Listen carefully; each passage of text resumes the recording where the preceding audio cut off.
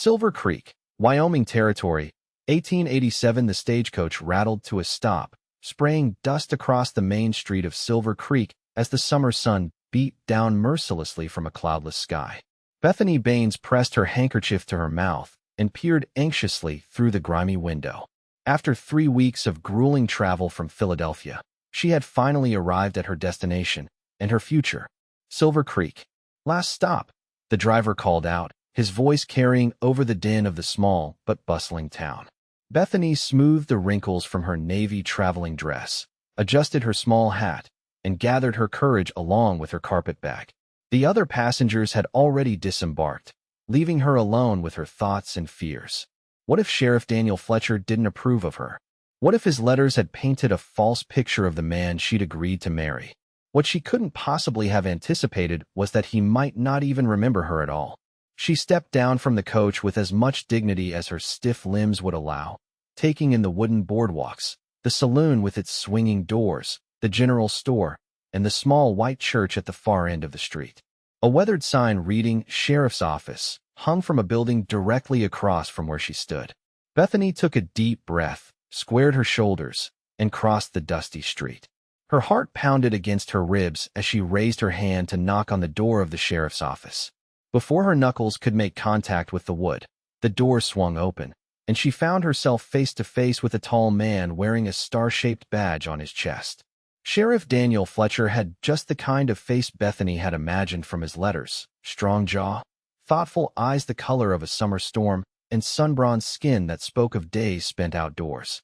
His light brown hair was neatly trimmed, though a stubborn lock fell across his forehead. He was handsome in a rugged, honest way that made her breath catch. "Can I help you, ma'am?" he asked, tipping his hat politely. Bethany smiled nervously. "Sheriff Fletcher? I'm Bethany Baines. From Philadelphia?"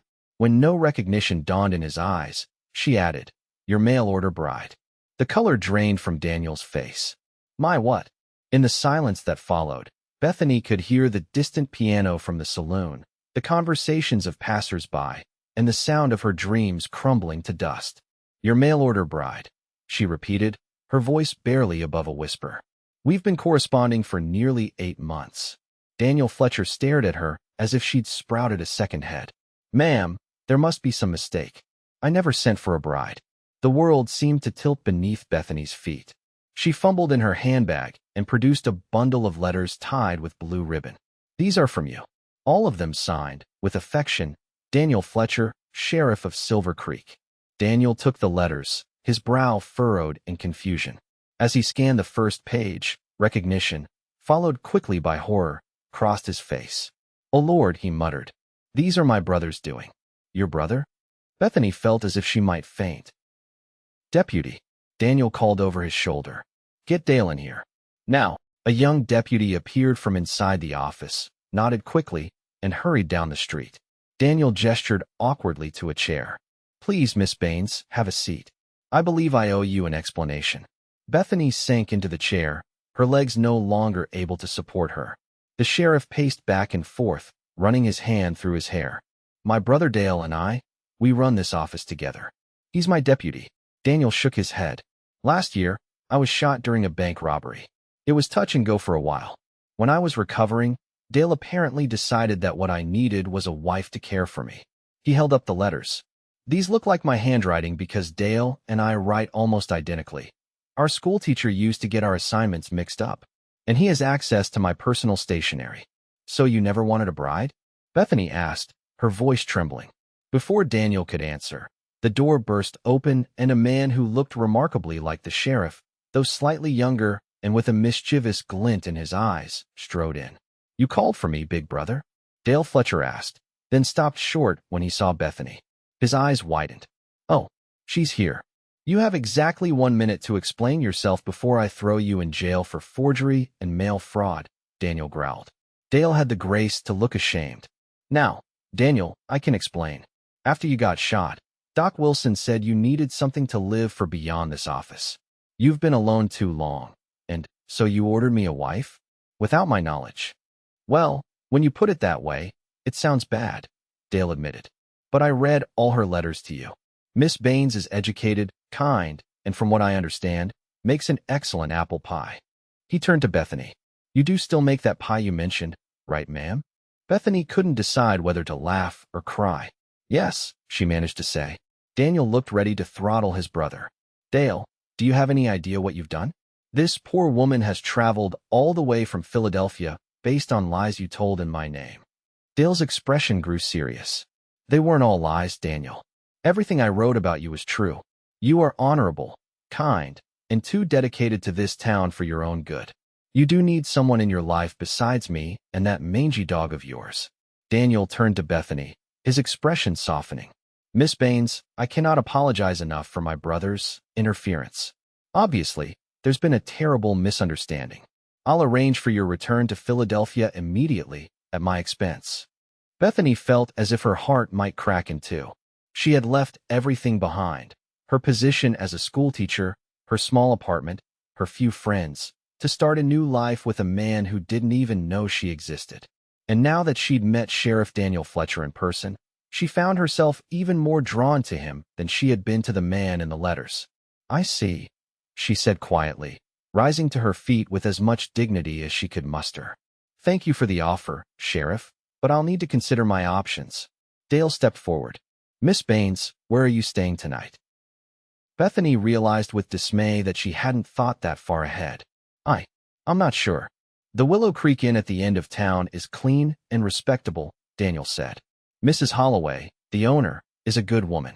I'll escort you there and make sure you're settled. And I'll carry your bags. Dale volunteered, reaching for her carpet bag. Daniel stopped him with a glare. You've done enough. Go finish the patrol reports.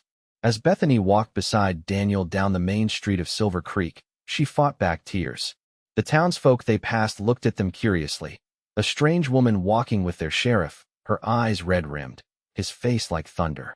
Sheriff Fletcher, she said finally, breaking the uncomfortable silence. I want you to know that I don't blame you for this situation. Your brother clearly meant well, even if his methods were unconventional. Daniel sighed heavily. Dale has always been impulsive. He's a good deputy and a good man, but he acts before he thinks. I'm just sorry you were caught in the middle of his scheme.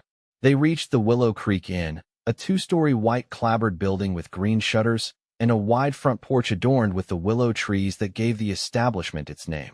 Mrs. Holloway, a plump woman in her 50s with kind eyes and flour-dusted hands, greeted them warmly. Sheriff, what brings you by today? And who is this lovely young lady? Daniel cleared his throat awkwardly. Mrs. Holloway, this is Miss Bethany Baines.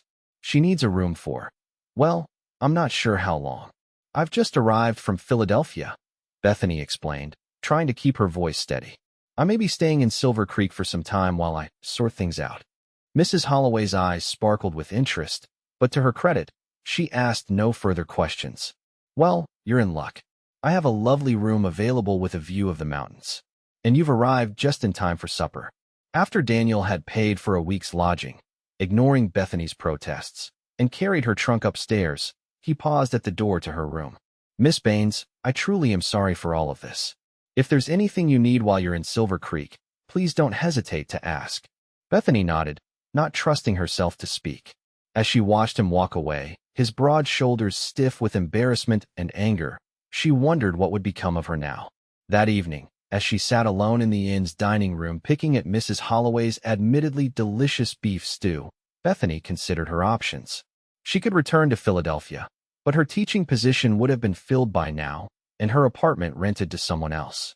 She had some savings, but not enough to sustain her indefinitely. Or she could stay in Silver Creek, at least temporarily. Perhaps she could find work here while she decided on her next step. After all, the town seemed pleasant enough, and despite the mortifying circumstances of her arrival, she felt drawn to it, and to a certain sheriff who wanted nothing to do with her. Her thoughts were interrupted when the chair across from her was pulled out, and Dale Fletcher sat down, his expression contrite. Miss Baines, I owe you an apology. Bethany set down her spoon. Yes, Mr. Fletcher, you do. I never meant to cause anyone pain. I genuinely thought I was helping my brother. Dale leaned forward, his voice earnest. Daniel's a good man, the best I know. But since our parents died, he's done nothing but work. The bank robbery last year nearly killed him, and it scared me half to death. So you decided to find him a wife. I saw an advertisement for the mail-order bride service in a newspaper from Denver. It seemed like the perfect solution. Dale grimaced. I didn't think about what would happen when you actually arrived. Bethany couldn't help but smile despite herself. Clearly. But now that you're here. Dale hesitated. Would you consider staying? Getting to know Daniel properly? The things I wrote about him in those letters, his character, his beliefs, his dreams for this town, that was all true. I just signed his name instead of mine. Mr. Fletcher, your brother made it quite clear that he has no interest in marrying anyone, least of all a stranger who arrived on his doorstep expecting to become his wife. Dale grinned suddenly. That's just what he says. You should have seen his face when he came back from taking you to the inn. I haven't seen him that flustered since Widow Johnson tried to kiss him under the mistletoe at last year's Christmas social. Despite everything, Bethany found herself laughing. You're incorrigible, Mr. Fletcher. Please, call me Dale. And before you decide anything, just know that Silver Creek could use someone like you. I saw in your letters that you were a schoolteacher in Philadelphia. Our schoolmistress, Miss Perkins, is leaving at the end of the month to care for her ailing mother in St. Louis. The town council is desperate to find a replacement. Bethany's heart skipped a beat. Teaching was her passion, and the thought of having a classroom again filled her with longing. Is that true? Cross my heart, Dale said solemnly. Just promise me you'll think about it before you leave town. After Dale departed, Bethany sat for a long time staring out the window at the mountains surrounding Silver Creek, painted gold and purple by the setting sun. Perhaps her journey wasn't for nothing after all. The next morning, Bethany presented herself at the office of Mayor Thompson, a portly man with impressive mutton chop whiskers who nearly wept with relief when she inquired about the teaching position. Miss Baines, your arrival is nothing short of providential. The school term begins in 2 weeks, and we had resigned ourselves to closing the schoolhouse until we could find someone qualified.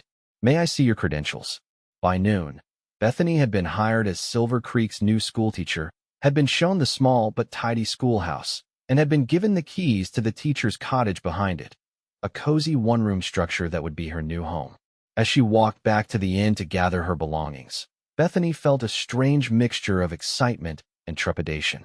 She hadn't seen Daniel since he'd left her at the inn the previous day, and she wasn't sure how he would react to the news that she was staying in Silver Creek permanently.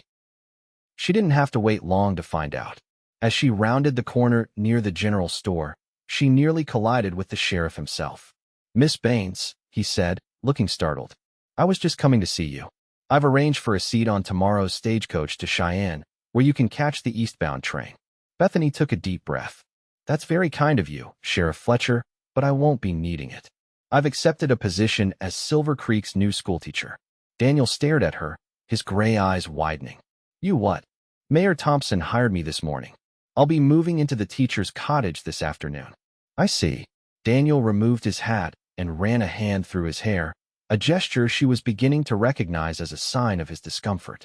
Well, that's good news for the town. The children need a teacher. I hope it won't be too awkward, Sheriff, Bethany said softly.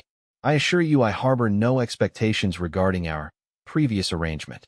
Daniel replaced his hat, his expression unreadable. Of course not. Silver Creek is lucky to have you, Miss Baines. If you'll excuse me, I have duties to attend to. As she watched him walk away, Bethany couldn't help but feel a pang of disappointment. She had hoped, what? That he would suddenly declare his love for her? That he would be overjoyed at her decision to stay? She shook her head at her own foolishness and continued on her way. The next 2 weeks passed in a blur of activity as Bethany prepared for the start of school. She cleaned and organized the schoolhouse, familiarized herself with the curriculum, and met many of her future pupils and their parents. Silver Creek welcomed her warmly, and she found herself growing fond of the small town with each passing day. She saw Daniel occasionally. It was impossible not to in a town of Silver Creek's size, but their interactions were brief and formal. Sometimes she would catch him watching her from across the street or through the window of the sheriff's office, but whenever their eyes met, he would quickly look away.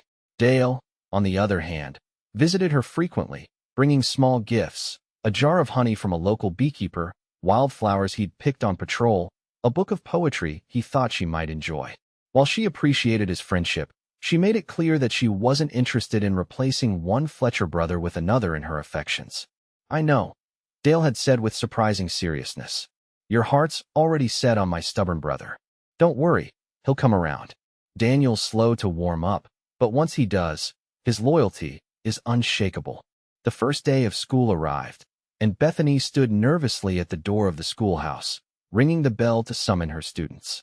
23 children, ranging in age from 6 to 16, filed into the one-room schoolhouse, eyeing their new teacher with curiosity. "Good morning," Bethany said, smiling warmly. "I'm Miss Baines, and I'm very excited to be your new teacher." The morning went well, with the children behaving better than she had dared to hope. After lunch, however, two of the older boys, the Harmon brothers, began disrupting the class with whispered comments and barely suppressed laughter. "Thomas and James," Bethany said firmly, "is there something you'd like to share with the class?" Thomas, the older of the two at 15, smirked. "No, ma'am."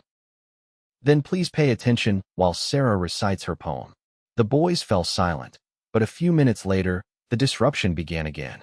This time, Bethany caught a few words, "mail order" and "jilted," and her face flushed with embarrassment. Somehow, the boys had learned about her arrival in Silver Creek and were mocking her. Before she could address them again, the schoolhouse door opened, and Sheriff Daniel Fletcher stepped inside. The room immediately fell silent. "Pardon the interruption, Miss Baines," he said, removing his hat. "Mayor Thompson asked me to check in and see how your first day is going." "It's going very well. Thank you, Sheriff," Bethany replied, hoping her voice didn't betray her emotions. Daniel's eyes scanned the classroom, lingering on the Harmon brothers, who suddenly seemed intensely interested in their arithmetic books. "Thomas, James," he said casually, "your father mentioned he needs help at the livery this afternoon. Said something about mucking out all 20 stalls before sundown." The boys' faces fell. "Yes, sir," they muttered in unison. "And boys," Daniel added, his voice dropping slightly, "I'd consider very carefully the stories I choose to repeat, especially when those stories might hurt someone who's done nothing but bring education and kindness to this town." "Understood."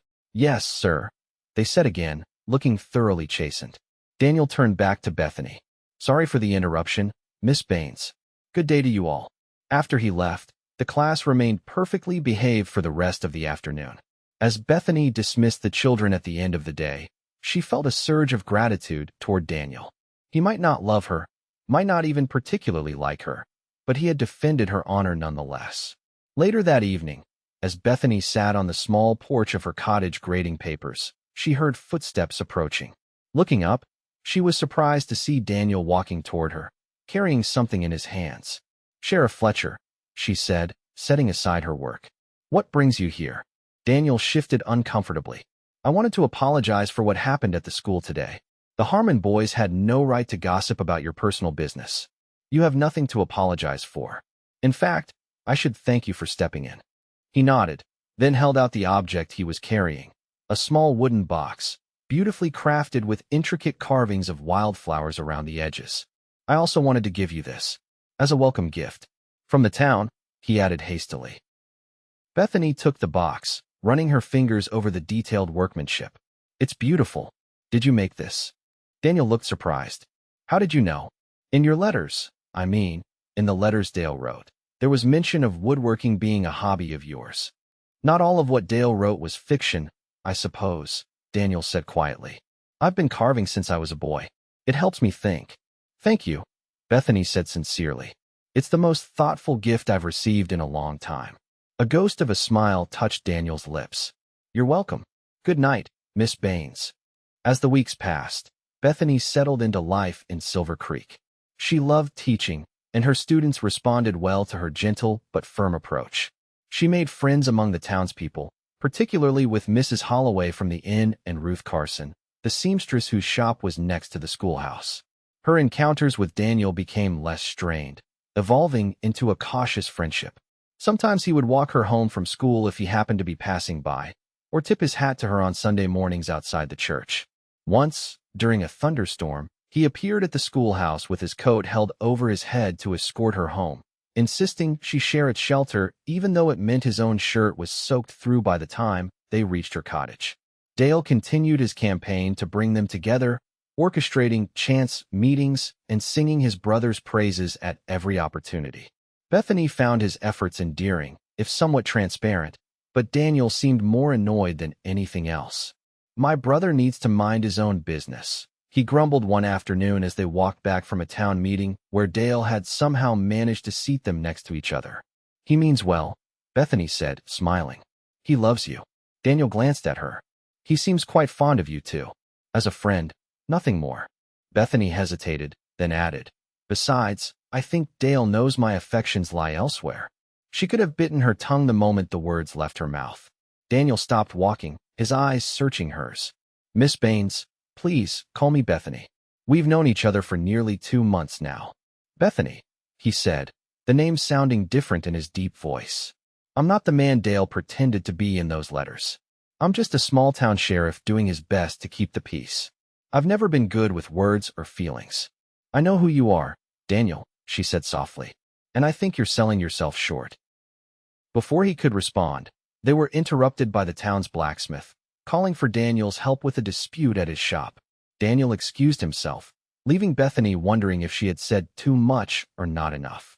The following week brought Silver Creek's Harvest Festival, an annual celebration that drew people from neighboring towns and ranches. The main street was decorated with bunting and autumn leaves. Stalls were set up selling food and crafts. And in the evening, there would be dancing in the town square. Bethany spent the morning helping her students with their display of harvest-themed artwork and compositions, then wandered through the festival, admiring the handiwork of local artisans and sampling Mrs. Holloway's famous apple cider. As dusk fell, lanterns were lit throughout the square, and the local fiddle player and his band set up on a small platform. Couples and families began to gather for the dancing, and Bethany found herself swept up in the festive atmosphere. May I have this dance, Miss Baines? Dale appeared at her side, offering his arm with a theatrical bow. Bethany laughed. I'd be delighted, Mr. Fletcher. As they joined the other dancers, Dale leaned in conspiratorially. My brother hasn't taken his eyes off you all evening.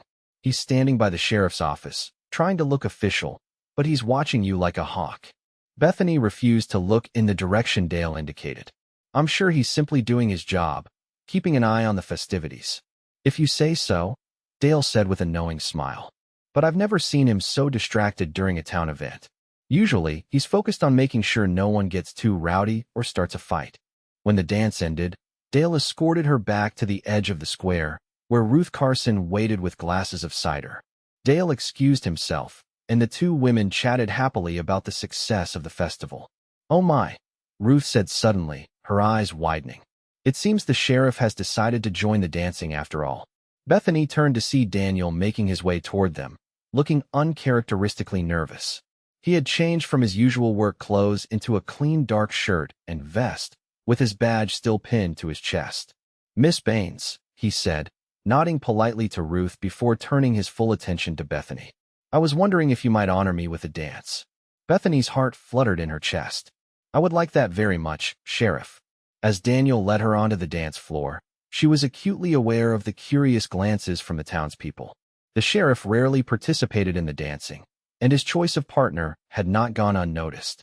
The fiddle player struck up a waltz, and Daniel placed his hand tentatively at her waist, taking her other hand in his. Despite his apparent nervousness, he moved with surprising grace, guiding her confidently through the steps of the dance. You dance very well, Sheriff, Bethany remarked, looking up at him. My mother insisted that Dale and I learn. She said no son of hers would stumble around a dance floor like a newborn colt. A smile touched his lips at the memory. I haven't danced since she passed, 5 years ago. I'm honored to be your partner for your return to dancing. Then, Daniel's gray eyes held hers. I can't think of anyone I'd rather dance with, Bethany. The sincerity in his voice made her breath catch. They continued to dance in silence, moving together as if they had done so 100 times before. When the music ended, Daniel didn't immediately release her hand. Would you walk with me for a moment? He asked. It's a bit crowded here. Bethany nodded, and they slipped away from the dance floor, walking toward the quieter end of the main street. The full moon illuminated their path, casting long shadows behind them. I've been doing a lot of thinking, Daniel said finally, breaking the comfortable silence that had settled between them. About you. About us. Us. Bethany repeated, her heart beginning to race. Daniel stopped walking and turned to face her. I was angry when you first arrived, not at you, but at Dale for his deception. And I was embarrassed. But mostly, I was afraid. Afraid of what? Of feeling something for you. Of letting someone into my life who could hurt me if they left. Daniel took a deep breath. My parents both died within months of each other. I was 23, Dale just 18. I became so focused on taking care of him in this town that I never allowed myself to think about what I might want or need. Bethany reached out tentatively and touched his arm. And what do you want, Daniel? I want to know if it's too late, he said, his voice dropping to little more than a whisper. If I've pushed you away too many times. If you could ever consider caring for a man who was too stubborn to see what was right in front of him. Bethany felt tears welling in her eyes. It's not too late at all. I've cared for you since the first letter I received, and discovering the real Daniel Fletcher has only deepened those feelings. Daniel's face softened with wonder and hope. Slowly, giving her every opportunity to pull away, he leaned down and pressed his lips to hers in a gentle, questioning kiss. Bethany responded with all the emotion she had kept carefully guarded for months, her hands coming up to rest on his shoulders. When they finally parted, Daniel rested his forehead against hers.